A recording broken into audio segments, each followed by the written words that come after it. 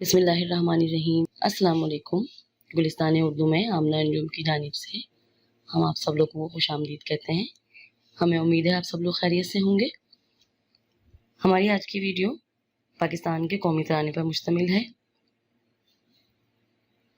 جیسا کہ آپ سب جانتے ہیں کہ پاکستان کا قومی ترانہ مشہور شاعر ابوالاسر حفیظ جالندھری نے لکھا اور اس کی دھن احمد جی چھاگلا نے ترتیب دی۔ پاک سرزمین کا قومی ترانہ 13 اگست 1954 کو ریڈیو پاکستان سے پہلی بار نشر ہوا۔ ہماری طرح بہت سارے لوگ جو ہیں انہیں قومی ترانہ یاد بھی ہے اور یاد ہونا بھی چاہیے، لیکن ہم اس کے معنی و مفہوم اور اس کی تشریحات سے مکمل طور پر جو ہیں وہ آگاہ نہیں ہیں۔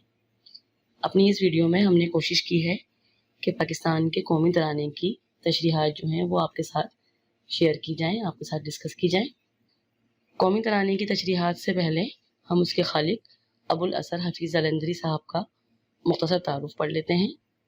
آپ سب جانتے ہیں کہ پاکستان کا قومی ترانہ جو ہے وہ فارسی زبان میں ہے۔ ابوالاسر حفیظ جالندھری کا سن ولادت یعنی سن پیدائش جو ہے وہ سن 1900 اور آپ کا سن وفات سن 1982۔ محمد حفیظ نام، حفیظ ہی تخلص اور ابوالاسر کنیت تھی۔ جالندھر میں پیدا ہوئے۔ ابتدائی تعلیم جالندھر ہی میں حاصل کی۔ لاہور آ کر ہونہار بک ڈپو قائم کیا اور علمی و ادبی کتابوں کی طباعت و اشاعت میں مصروف ہو گئے۔ دوسری جنگ عظیم کے دوران وہ دہلی میں سانگز پبلسٹی آرگنائزیشن کے ڈائریکٹر جنرل مقرر ہوئے۔ ان کے شعری ذوق کو مولانا غلام قادر گرامی کی شاگردی نے چمکایا۔ پہلے غزلیں کہیں، پھر گیت لکھے، اس کے بعد شاہ نامہ اسلام جیسی شاہکار نظم لکھی۔ ان کی نظموں کے مجموعے نغمہ زار، سوز و ساز، تلخابۂ شیریں ہیں۔ ہمارا قومی ترانہ بھی آپ نے ہی لکھا۔ قومی ترانہ: پاک سرزمین شاد باد، کشور حسین شاد باد، تو نشان عزم عالی شان، ارض پاکستان مرکز یقین شاد باد۔ اس بند میں حفیظ جالندھری ملک پاکستان کے لیے دعا کرتے ہوئے کہتے ہیں کہ اے ہماری پاک سرزمین، تو ہمیشہ یوں ہی خوش رہے، شاد و آباد رہے۔ اے ہماری جنت کی طرح حسین اور خوبصورت ملک، تو ہمیشہ شاد و آباد رہے۔ تو ہمارے اونچے اور عظیم ارادوں کی نشانی ہے، یعنی تو ہمارے اسلاف، ہمارے آباء و اجداد کے ان عظیم اور بلند و بالا حوصلے اور ارادوں کی نشانی ہے کہ جن کی بنا پر ہم نے لاکھوں جانیں قربان کرنے کے بعد یہ وطن عزیز حاصل کیا۔ اے ارض پاکستان، تو ہمارے یقین کا مرکز ہے، تو ہمیشہ شاد و آباد رہے کہ ہم نے یہ وطن اپنے اللہ اور اس کے رسول پر یقین اور اعتماد کرتے ہوئے حاصل کیا اور لاکھوں جانوں کا نذرانہ پیش کیا۔ تو ہمیشہ خوش و خرم اور شاد و آباد رہے۔ پاک سرزمین کا نظام، قوت اخوت عوام، قوم ملک سلطنت پائندہ تابندہ باد، شاد باد منزل مراد۔ اس بند میں حفیظ جالندھری کہتے ہیں کہ ہماری اس پاک سرزمین کا جو نظام ہے، اس کی بنیاد دراصل اس کے لوگوں کی آپس کی محبت، اخوت، بھائی چارے اور یگانگت پر مشتمل ہے۔ اے ہماری قوم اور ملک اور سلطنت، تو ہمیشہ یوں ہی چمکتا دمکتا رہے۔ تو ہماری خوشیوں کا، ہماری کامیابیوں کا مرکز ہے، تو ہمیشہ شاد و آباد رہے۔ اے ہماری خواہشوں کی منزل، تو یوں ہی دنیا کے نقشے پر ہمیشہ قائم و دائم رہے اور رہتی دنیا تک شاد و آباد رہے۔ تو ہماری منزل مراد ہے۔ ہم نے ایک عظیم جنگ لڑنے کے بعد جو یہ ملک عزیز حاصل کیا، تو ہماری امیدوں، ہماری خواہشوں، ہماری تمناؤں کا مرکز ہے۔ تو ہمیشہ شاد و آباد۔ پرچم ستارہ و ہلال، رہبر ترقی و کمال، ترجمان ماضی شان حال، جانے استقبال، سایہ خدائے ذوالجلال۔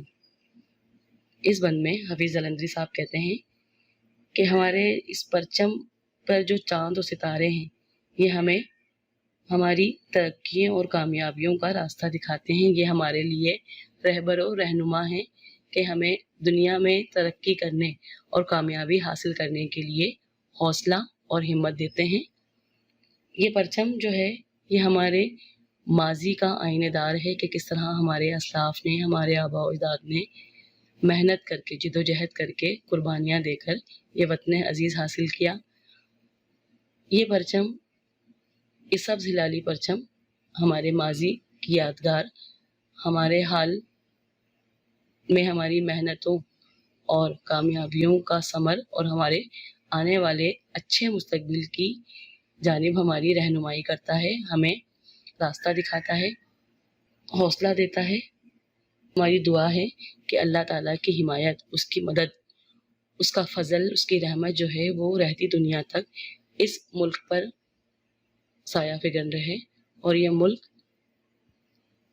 یوں ہی قائم و دائم رہے، اور اس کے رہنے والے ہمیشہ شاد و آباد رہیں، اور یہ ملک یوں ہی دن رات ترقی کرتا رہے۔ یاد رکھیے گا کہ کسی بھی ملک کا قومی ترانہ اس قوم کی تاریخ، روایات اور عقائد کا آئینہ دار ہوتا ہے، اس کا ترجمان ہوتا ہے۔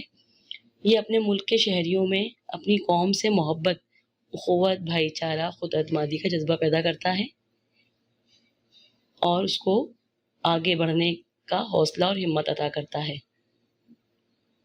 آپ سب جانتے ہیں کہ قومی ترانہ پڑھنے اور سننے کے چند آداب ہوتے ہیں، جن میں سے چند ایک جو ہیں وہ ہم آپ کے ساتھ شیئر کر لیتے ہیں۔ جب بھی قومی ترانہ پڑھا جا رہا ہو، خاموشی اور ادب کے ساتھ ساکت کھڑے ہونا انتہائی ضروری ہے۔ یعنی جب بھی قومی ترانہ پڑھا جا رہا ہو تو ہم پر لازم ہے کہ ہم خاموشی اور ادب کے ساتھ بغیر کسی جنبش اور حرکت کے ترانے کو سنیں، کیونکہ یہ ایک دعا بھی ہے۔ یاد رکھیے، جو لوگ اپنی عزت نہیں کرتے، جو قومیں خود اپنی عزت نہیں کرتی، دنیا میں کوئی بھی ان کی عزت اور تکریم نہیں کرتا۔ اپنی قوم، اپنے ملک اور اس سے وابستہ چیزوں اور اس کے رہنے والوں کی عزت ہم پر لازم ہے، کیونکہ یہی چیزیں دنیا میں ہماری عزت کروائیں گی۔ اپنی چیزوں کی عزت کیجیے، اپنے وطن سے محبت کیجیے۔